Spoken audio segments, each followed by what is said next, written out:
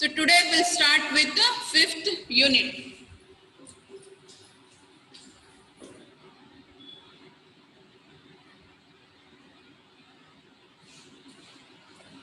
Today we'll start with the 5th unit, and this particular unit does not contain single concept like we have studied in the 4th unit. 4th unit you had peer-to-peer protocol and peer-to-peer protocol with example to data link layer study madidvi now, and after that you studied two protocols that were related to data link layer itself, point to ಮತ್ತು HDLC ನ study ಮಾಡಿದ್ರಿ.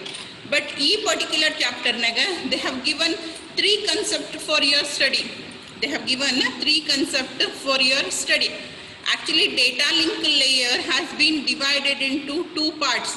Data link layer ಏನು ಮಾಡ್ಯಾರ, logical link control layer ಮತ್ತು medium access control layer LLC and MAC ಅಂತ ಹೇಳಿ ಎರಡು layers ಆಗಿ ಡಿವೈಡ್ ಮಾಡ್ಯಾರ. Logical link control and medium access control sub layers. ಅವ್ರನ್ನ ಲೇಯರ್ ಅಂತ ಕರೆಯಂಗಿಲ್ಲ, they are called as sub layers because ಒಂದ್ರೊಳಗಿನ ಪಾರ್ಟಿಷನ್ಸನ್ನು ನಾವು ಯಾವಾಗಲೂ ಏನು ಕರಿತೀವಿ, ಸಬ್ ಅಂತ ಕರಿತೀವಿ. ಸೆಟ್ಟಿಂದ ಫಾರ್ಮ್ ಮಾಡಿರುವಂಥ ಸಣ್ಣ ಸಣ್ಣ ಸೆಟ್ಸಿಗೆ ಏನಂತ ಕರಿತೀವಿ, ಸಬ್ಸೆಟ್ಸು ಅಂತ ಹೇಳಿ ಕರಿತೀವಿ. Yes or no? ಸೆಟ್ ಕಲೀಲಿಕ್ಕತ್ತಿರಲ್ಲ DMSನಾಗ, ಸೆಟ್ ದ ಸಬ್ಸೆಟ್ ಅಂತ ಕರೀತಾರೆ. In the same way data link layer has been divided into two sub layers. One is a logical link control layer and another one is a MAC layer. One is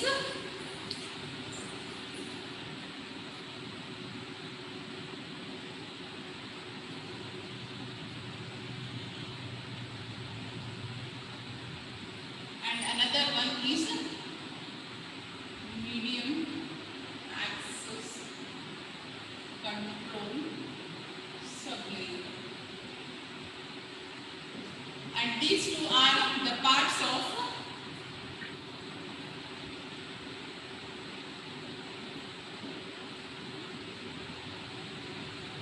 data link layer. Data link layer has been in turn divided into two subparts. One is logical link control layer and a medium access control sublayer. In this particular chapter, you are going to study the medium access control. You are going to study the medium access control. What is actually medium access? What is medium? It is the cable, the channel which is going to connect different systems together. ಬೇರೆ ಬೇರೆ ಸಿಸ್ಟಮ್ಸನ್ನು connect ಮಾಡಲಿಕ್ಕೆ ನಾವೇನು ಕಮ್ಯುನಿಕೇಷನ್ನ use ಮಾಡ್ತೇವೆ, channel ಅಂತ ಕರಿತೇವಲ್ಲ, that is what is called as medium. It is a carrier. I hope you remember beginning of the DC, before starting actual syllabus, I had given the components of communication system. ಅದರೊಳಗೆ ಬಂದಿತ್ತು ನಿಮಗೆ sender, receiver and transceiver or transmitter and receiver.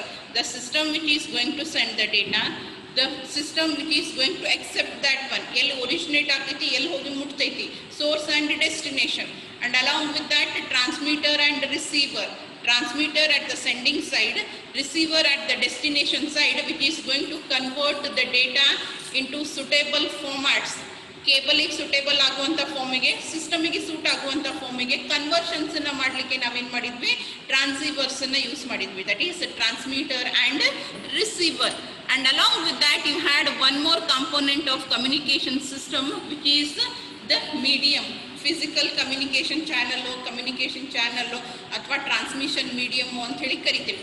Which is going to carry the ಡೇಟಾನ ಒಂದು ಕಡೆಯಿಂದ ಇನ್ನೊಂದು ಕಡೆಗೆ ಒಯ್ದು ಮುಟ್ಸೋ ಕೆಲಸ ಮಾಡಲಿಕ್ಕೆ ನಮಗೇನು ಬೇಕು, ಮೀಡಿಯಮ್ ಬೇಕು.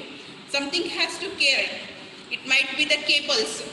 ಇಲ್ಲಿ ನಿಮಗೆ ಕಾಣಿಸ್ತಾವೆ cable, I hope you can see. ಇದನ್ನು ಲ್ಯಾನ್ ಕೇಬಲ್ಲು ಅಂತ ಕರಿತೇವೆ ನಾವು, right? It is a medium. ನಿಮ್ಮ ಕಮ್ಯುನಿಕೇಷನ್ ಒಳಗೆ ಇದನ್ನು ಮೀಡಿಯಮ್ಮು ಅಂತ ಕರಿತೇವೆ. ಆ್ಯಂಡ್ ಸಮ್ಟೈಮ್ಸ್ ನೀವೇನು ಮೊಬೈಲ್ಸನ್ನು ಯೂಸ್ ಮಾಡ್ತಿಲ್ಲ, ಅಲ್ಲಿ ಕ್ಯಾರಿಯರ್ಸ್ ಇರ್ತಾವೆ, ನಮ್ಮ ಕಣ್ಣಿಗೆ ಕಾಣಂಗಿಲ್ಲ, ಈ ರೀತಿಯಾಗಿ ಫಿಸಿಕಲಿ ಪ್ರೆಸೆಂಟ್ ಇರಂಗಿಲ್ಲ.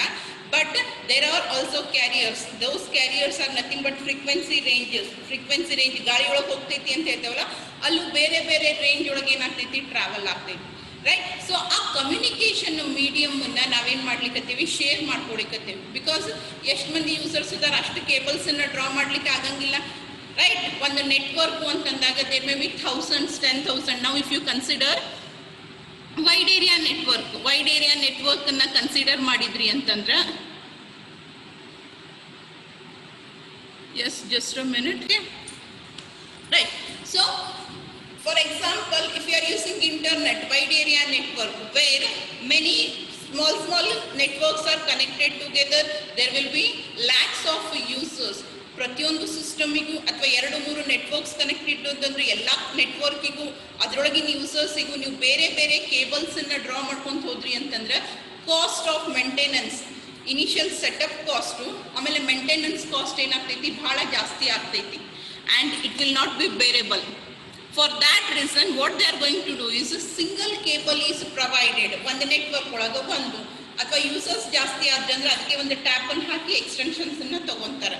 ಇನ್ this way the same cable is being shared by multiple users. ಬೇರೆ ಬೇರೆ ಯೂಸರ್ಸು ಒಂದೇ ಕಮ್ಯುನಿಕೇಶನ್ ಚಾನಲ್ ಅನ್ನು ಶೇರ್ ಮಾಡ್ಕೊತಾರೆ. That means you are sharing the medium, but ಆ ಮೀಡಿಯಮ್ ಅನ್ನು ಶೇರ್ ಮಾಡಿದಾಗ ಸಿಸ್ಟಮ್ಯಾಟಿಕ್ ವೇ ಒಳಗೆ ಆಗಬೇಕು. ಎಲ್ಲರೂ ಒಮ್ಮೆ ಆಕ್ಸೆಸ್ ಮಾಡೋದ್ರಿಂದ ಕೊಲಿಜನ್ಸ್ ಆಫರ್ ಆಗ್ತಾವೆ.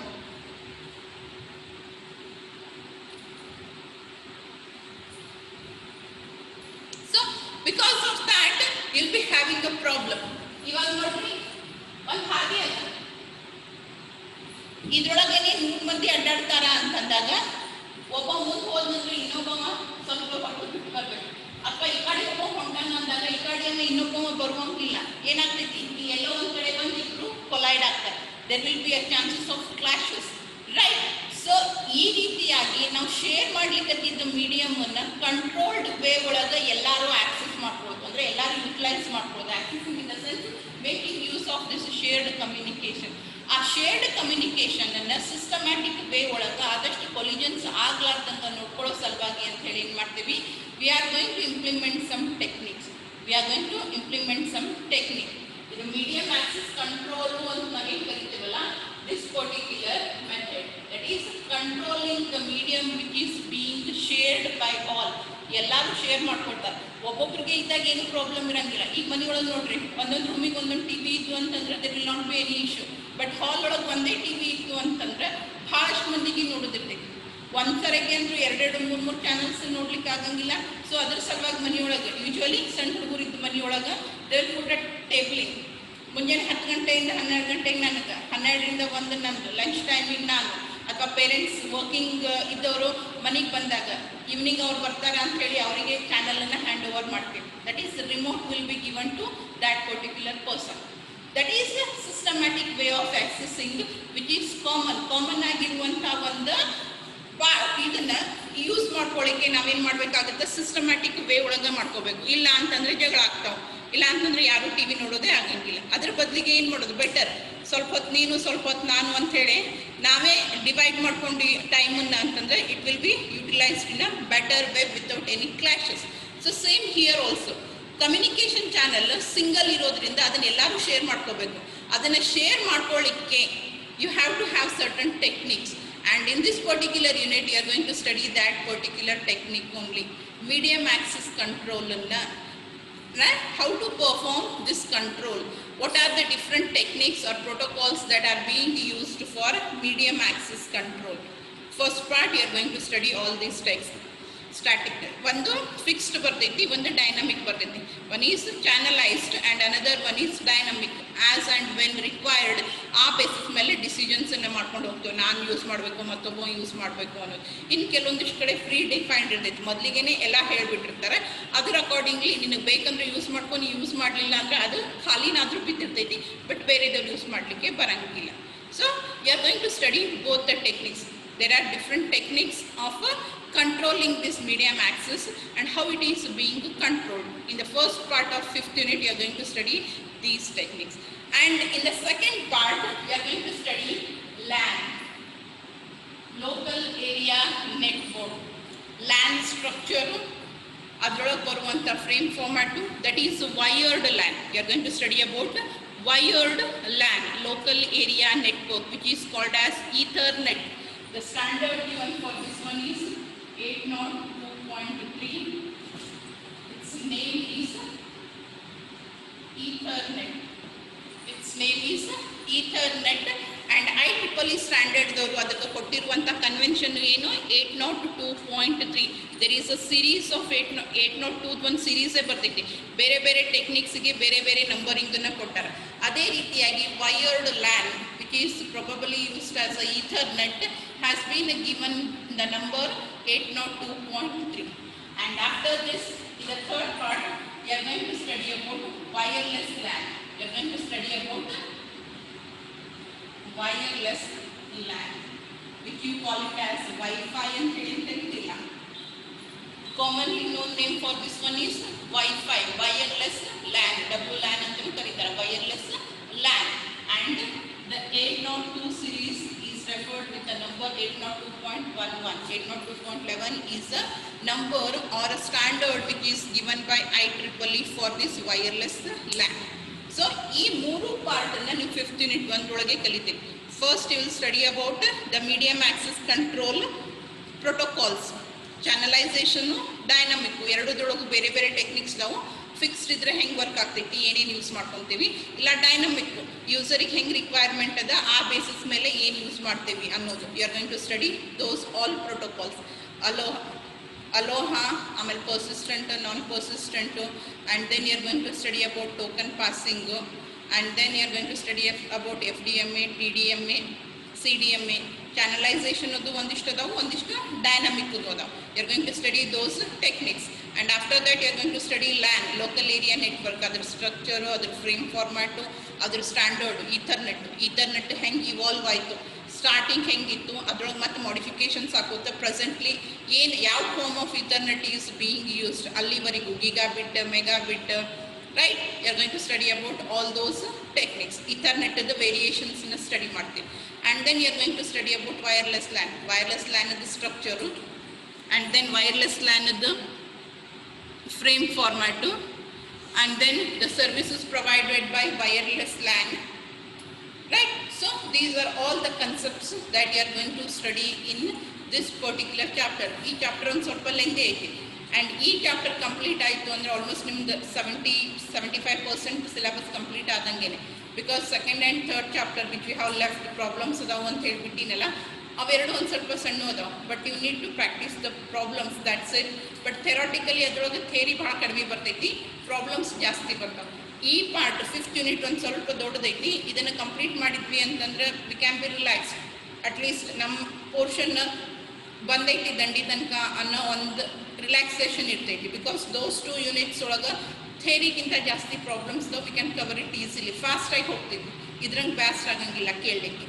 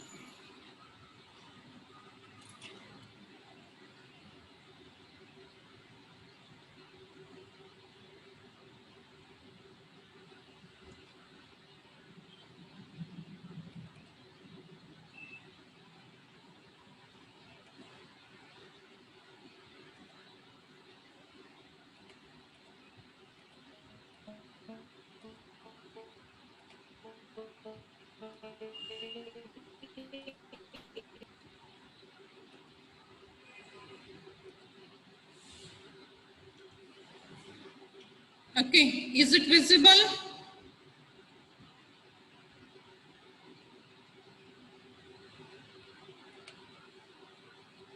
Good. So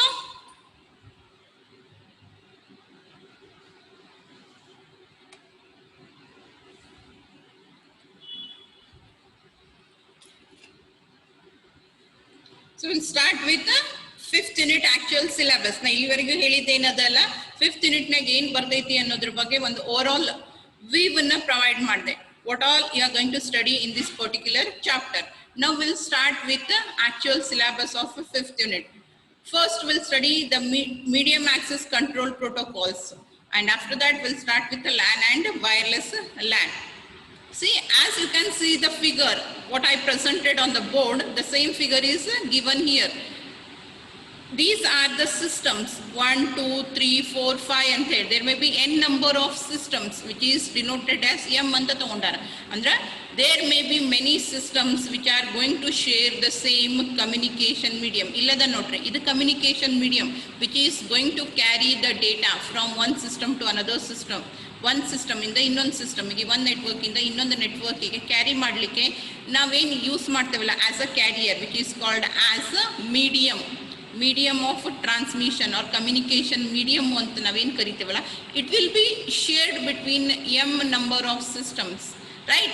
So when you are sharing system, when you are sharing anything, then it should be such that you are not going to have any accidents in between ಅಥವಾ clashes ಆಗಲಾರ್ದ ರೀತಿಯಾಗಿ ನಾವೇನು ಮಾಡಬೇಕು, share ಮಾಡಬೇಕು. And this particular transmission medium or communication medium is broadcast in nature. That means ಅದಕ್ಕೆ attach ಆಗಿರುವಂಥ ಎಲ್ಲ systems ನನ್ನನ್ನು ಬಿಟ್ಟು ಬೇರೆ ಯಾರಾದರೂ ಅದನ್ನು ಯೂಸ್ ಮಾಡ್ಲಿಕ್ಕತ್ತಿದ್ರು ಅಂದರೆ whether it is being used by someone else or not ಅನ್ನೋದನ್ನು ನಾನು ಕೇಳ್ಬೋದು. I can hear if there is any transmission going on that particular medium. Channel ಮೇಲೆ ಏನಾದರೂ ಟ್ರಾವೆಲ್ ಆಗ್ಲಿಕ್ಕತ್ತೈತೋ ಅಥವಾ ಇಲ್ವೋ ಅನ್ನೋದನ್ನು ನಾವು ಕೇಳಬಹುದು. Because it is broadcast in nature in the sense ಒಬ್ಬರಿಗೆ ಅಂತ ಹೇಳಿ ಸ್ಪೆಸಿಫಿಕ್ ಆಗಿ ಇರಂಗಿಲ್ಲ. ನಾನು ಕಳಿಸ್ಲಿಕ್ಕತ್ತೀನಿ ಅಂತಂದ್ರೆ ಅದು ಡೇಟಾ ಟ್ರಾವೆಲ್ ಆಗ್ಲಿಕ್ಕತ್ತಿದ್ದು ನನಗೆ ಅಷ್ಟೇ ಗೊತ್ತಾಗಬೇಕು ಅಂತ ಇರಂಗಿಲ್ಲ, ಒಳಗಿನ ಡೇಟಾ ಏನು ಎಂತ ಅನ್ನೋದು ಗೊತ್ತಾಗಂಗಿಲ್ಲ. But something is being transmitted on the medium ಅನ್ನೋದ್ರ ಬಗ್ಗೆ ಎಲ್ಲರಿಗೂ ನಾಲೆಜ್ ಇರ್ತೈತಿ. Because when the data is being carried others can sense it. ಅವರು ನೋಡ್ಬೋದು, ನಾನು ಡೇಟಾನ ಹಾಕೋಕ್ಕಿಂತ ಮುಂಚೆ ಏನು ಮಾಡೋದು, ಬೇರೆ ಯಾರೇ ಅದನ್ನು ಯೂಸ್ ಮಾಡ್ಲಿಕ್ಕತ್ತಾರೋ ಏನೋ ಅಂತ ಹೇಳಿ ನೋಡೋದು. If nobody is using the channel then I can use it, otherwise I should not go for the transmission. ಬೇರೆ ಯಾರಾದರೂ ಈ ಚಾನಲನ್ನು, ಈ ಮೀಡಿಯಮನ್ನು ಯುಟಿಲೈಸ್ ಮಾಡ್ಕೊಳಿಕತ್ತಿದ್ರು ಅಂತಂದ್ರೆ ನಾನು ನನ್ನ ಟ್ರಾನ್ಸ್ಮಿಷನನ್ನು ಏನು ಮಾಡಬೇಕು, ಸ್ವಲ್ಪ ಹೊತ್ತುವರೆಗೂ ಡಿಲೇ ಮಾಡಬೇಕು. And by doing this you are avoiding the collisions. Signals collide ಆಗ್ಲಾರ್ದಂಗೆ ನೋಡ್ಕೋಬಹುದು, right? So that's what is provided in this particular paragraph. This figure shows a generic multiple access communications situations in which a number of user stations share a transmission medium. User stations andre systems that are going to share a transmission medium. Idu shared medium. And M denotes the number of stations. Illi last ಗೆ 1 2 3 10 ಇದ್ದು ಅಂದ್ರೆ 10, 20 ಇದ್ದು ಅಂದ್ರೆ 20, 100 ಇದ್ದು ಅಂದ್ರೆ 100. That M denotes the number of stations. The transmission medium is broadcast in nature. Broadcast, I hope you know what is broadcast, what is unicast and what is multicast. Unicast ಅಂತಂದ್ರೆ 1 to 1, whereas multicast in the sense to a particular group. Whereas broadcast ಎಷ್ಟು ಮಂದಿ available ಇರ್ತಾರೆ network ಒಳಗೆ ಅವ್ರಿಗೆ ಎಲ್ಲರಿಗೂ ಜೊತೆ communication ಆಗ್ತೈತಿ.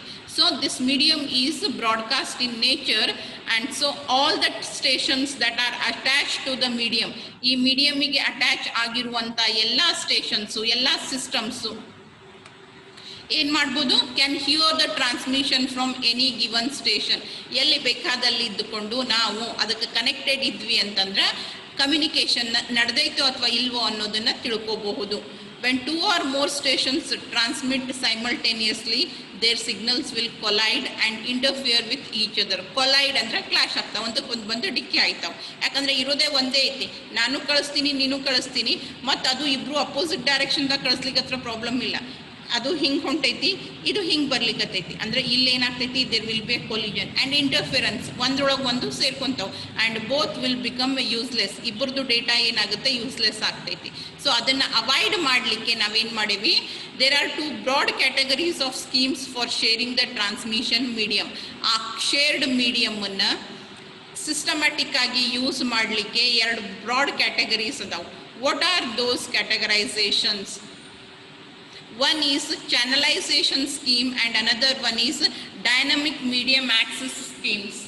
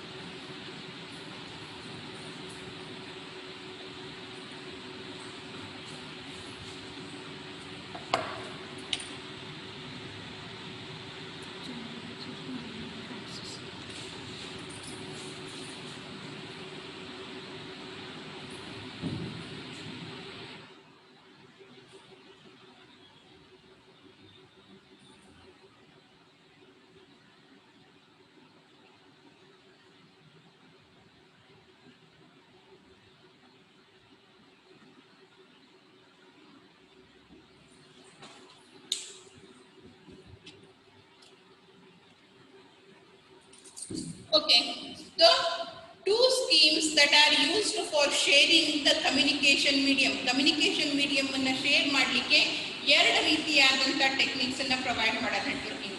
What are those? One is channelization scheme and another one is dynamic access schemes.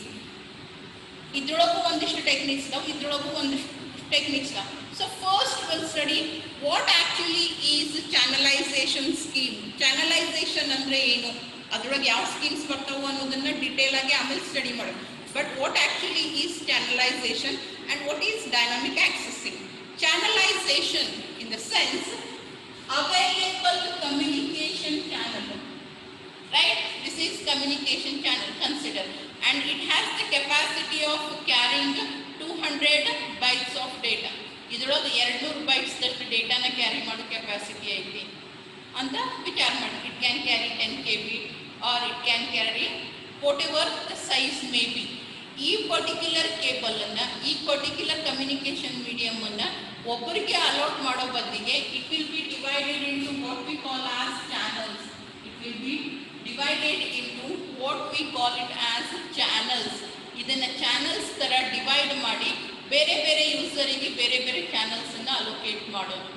So that collisions occur ಆಗಂಗಿಲ್ಲ. ಇಲ್ಲಿ ಕೊಲಿಜನ್ ಚಾನ್ಸಸ್ ಕಡಿಮೆ ಇರ್ತಾವೆ, but utilisation is not so sufficient when you compare it to dynamic. ಚಾನಲೈಸೇಷನ್ ಅಂತಂದ್ರೆ divide ಮಾಡಿ ನಿನಗಿಷ್ಟು ನಿನಗಿಷ್ಟು ನಿನಗಿಷ್ಟು ಅಂತೇಳಿ ಕೊಟ್ಬಿಡೋದು beginning ಒಳಗೇನೆ. ನೀವು ಯಾವಾಗ ನೆಟ್ವರ್ಕಿಗೆ ಸಿಸ್ಟಮನ್ನು ಅಡ್ಮಿಟ್ ಮಾಡ್ತೀರಿ, at that time only you have been given with a specific frequency. ನಿಮಗೆ ಅಂಥೇಳಿ ಒಂದು ಫ್ರೀಕ್ವೆನ್ಸಿನ ಕೊಟ್ಬಿಡ್ತಾರೆ. ನಿಂದೇನೇ ಇದ್ರೂ ಅದೇ ಇದ್ರೊಳಗೆ ಒಂದು ಹಾದಿ ಕೊಟ್ಬಿಡೋದು. ನೀ ಇಷ್ಟರೊಳಗೆ ಹೋಗಬೇಕು, ಇಷ್ಟರೊಳಗೆ ಬರಬೇಕು, ಇದಿಷ್ಟೇ ನಿನಗೆ ಅಲೋಕೇಟೆಡ್ ಅದ.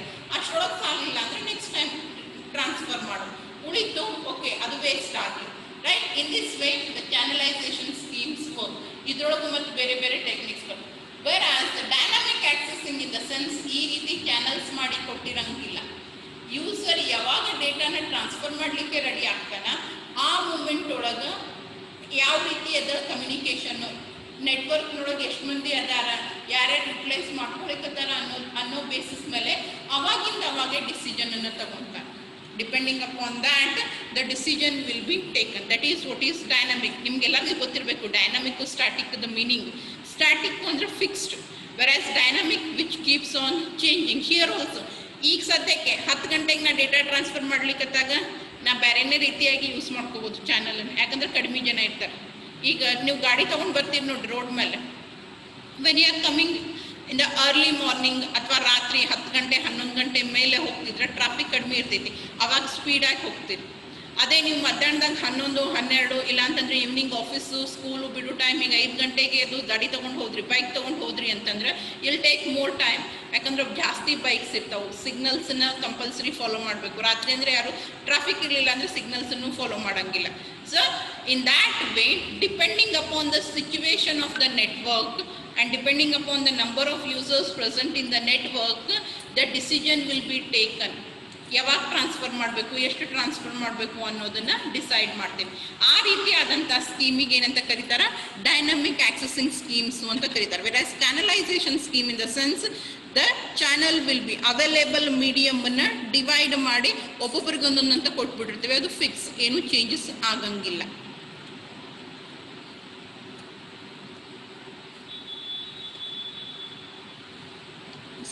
This category involves a static and collision free sharing of the medium. Collisions ಆಗಂಗಿಲ್ಲ. ಯಾಕೆ ಆಗಂಗಿಲ್ಲ? ನಿಂದು ನಿನಗ ಅಂತ ಬೇರೆ ಬೇರೆನೆ ಕೊಟ್ಬಿಟ್ಟೇವಿ. So there will not be any collisions and it is static, fixed, no changes. They are referred as channelization scheme because they involve the partitioning of the medium into separate channels. Overall medium ಅನ್ನ partition ಮಾಡಿರ್ತೀವಿ, divide ಮಾಡಿರ್ತೀವಿ, right? So they are called as channelization schemes that are then dedicated to particular user. ಒಬ್ಬೊಬ್ಬರಿಗೆ ಅಂತ ಹೇಳಿ ಕೊಟ್ಬಿಡ್ತಾರೆ. Channelizations are suitable when stations generate a steady stream of information that makes efficient use of dedicated channel. ಇದು ಯಾವಾಗ useful ಆಗ್ತೈತಿ? when the stations or the users are generating same size ಆಮೇಲೆ same intervals ಮೇಲೆ ಡೇಟಾನ generate ಮಾಡ್ತಿರ್ತಾರೆ. Waste ಆಗಂಗಿಲ್ಲ. ನನಗೆ ಎಷ್ಟು ಕೊಟ್ಟಾರ, ನಾ ಪ್ರತಿ ಸರಿನೂ ಅಷ್ಟೇ ಡೇಟಾನ ಅಷ್ಟೇ ಟೈಮ್ ಗ್ಯಾಪ್ ಮೇಲೆ ಜನರೇಟ್ ಮಾಡಿದೆ ಅಂತಂದರೆ it is best utilised. Otherwise there will be wastage of bandwidth. Versus dynamic medium access schemes, it involves dynamic sharing of the medium on the per frame basis, that is better matched to situation in which the user traffic is busting.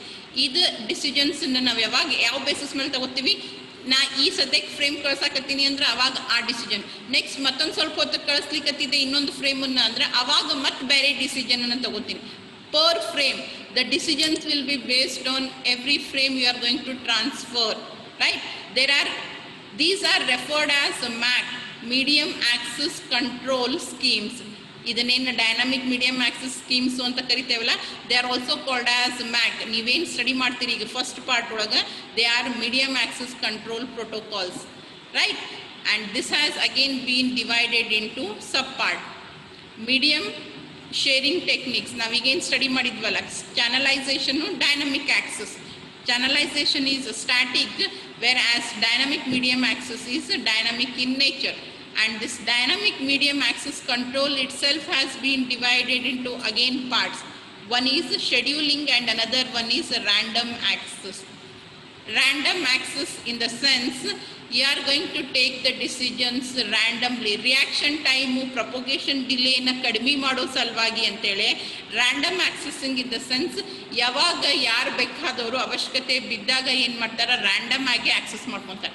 ವೆರಾಸ್ scheduling in the sense it's not fixed.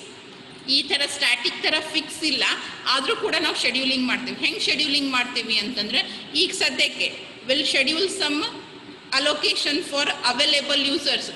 ಈ ಸದ್ಯದ moment ಒಳಗೆ 3 ಮಂದಿ users ಇದ್ದು ಅಂದರೆ 3 ಮಂದಿಗೆ ಎಷ್ಟೆಷ್ಟು ಏನೇನು ಅನ್ನೋದನ್ನು ಡಿಸೈಡ್ ಮಾಡ್ತೇವೆ. ಮುಂದೆ 3 ಮಂದಿದು ಮುಗಿದ ತಕ್ಷಣ ನೆಕ್ಸ್ಟ್ ಟೈಮ್ ಮತ್ತೆ ಅದೇ ರೀತಿ ಇರ್ತದಂತಿಲ್ಲ.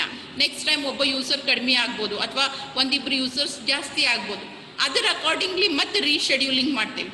There will be chance or opportunity for rescheduling also. But ಇಲ್ಲಿ ಸ್ಟ್ಯಾಟಿಕ್ ಚಾನಲೈಸೇಷನ್ ಒಳಗೆ ರೀಶೆಡ್ಯೂಲಿಂಗದ್ದು ಅಥವಾ ರೀಅಲೋಕೇಶನ್ದು ಆಪ್ಷನ್ ಓಪನ್ ಇಲ್ಲ. ವೆರಾಸ್ ಶೆಡ್ಯೂಲಿಂಗ್ ಒಳಗೆ ಯು ಹ್ಯಾವ್ ದಟ್ ಆಪ್ಷನ್. ಈಗ ಪ್ರೆಸೆಂಟ್ ಮೂಮೆಂಟ್ನಾಗ ಏನು ರಿಕ್ವೈರ್ಡ್ ಅದ ಅದರ ಅಕಾರ್ಡಿಂಗ್ಲಿ ಶೆಡ್ಯೂಲಿಂಗ್ ಮಾಡ್ತೀವಿ. ಶೆಡ್ಯೂಲಿಂಗ್ ಅಂತಂದ್ರೆ ಏನು, ಒಂದು ಟೈಮಿಂಗ್ ಸೆಟ್ ಮಾಡೋದು, ಚಾರ್ಟ್ ಹಾಕೊಂಡಂಗೆ. ಅದು ಒಂದು ರೌಂಡ್ ಎಲ್ಲರದು ಕಂಪ್ಲೀಟ್ ಆಯಿತು, ನೆಕ್ಸ್ಟ್ ರೌಂಡಿಗೆ ಮತ್ತೆ new scheduling will be done. This is how the scheduling techniques are going to work. So in the first part of this 5th unit, you are going to study the techniques related to static channelization, FDMA, TDMA, CDMA, WDMA study ಮಾಡ್ತೀರಿ. And you are going to study the dynamic medium. Scheduling ಇದ್ದೂ ಮಾಡ್ತೀರಿ, random access ಇದ್ದೂ ಮಾಡ್ತೀರಿ. In this persistent, non-persistent, one persistent, P persistent, pure aloha and slotted aloha, and in this you are going to study about reservation, polling and token passing. ಇದ್ರೊಳಗೆ ಒಂದು 5-6 techniques ಬರ್ತಾವೆ, and then in this you are going to study 3 techniques. So total ಅಲೋಕೇಶನನ್ನು ನಾವು ಹೆಂಗೆ ಮಾಡ್ಕೋತೇವೆ, ಚಾನಲನ್ನು ಯಾರು ಯಾವಾಗ ಎಷ್ಟು ಯುಟಿಲೈಸ್ ಮಾಡಬೇಕು ಅನ್ನೋದನ್ನು ಹೇಳಲಿಕ್ಕೆ ಇರುವಂಥ ಟೆಕ್ನಿಕ್ಸ್ ಇವೆಲ್ಲ. So you are going to make use of all these techniques to decide when and how much should the user make utilization of the medium, that is the communication channel.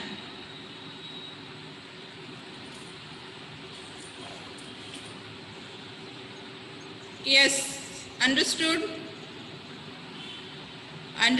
or you have any doubts?